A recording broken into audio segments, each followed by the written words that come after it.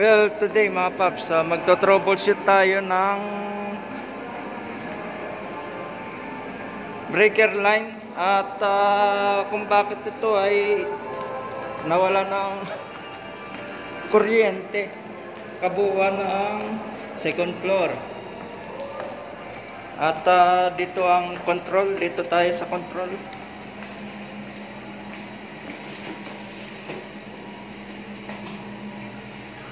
Ito, naka-trip.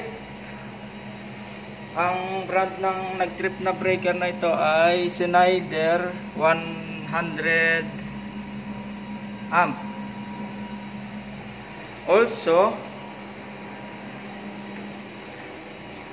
dito tayo sa ATS MTS controller.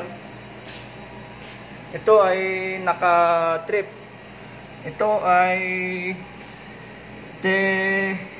Terasaki na 75 amps. So, analysis natin dito. Since na ito ang main nito ng linya na ito. Although iba yung kulay, siguro ay naglugtong. Ang nangyari, maaaring nangyari ay natapakan ang isang linya dahil may mga kontraktor tayo sa itaas.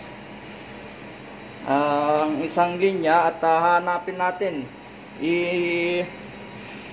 resistance test natin na isa-isa yung load at i-resistance test na rin itong line na nag-trip. Although alam na nandito, ang nangyari niyan ay may short somewhere dito, then uminit at unang nag-shot ng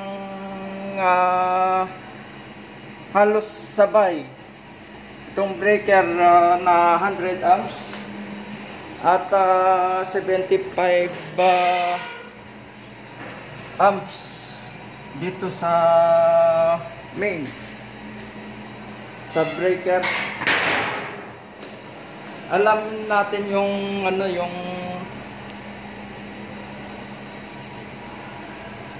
yung linya. Okay, let's get it on. Ito ay naka-off. May history ito na mga grounded eh. Wait lang mga paps.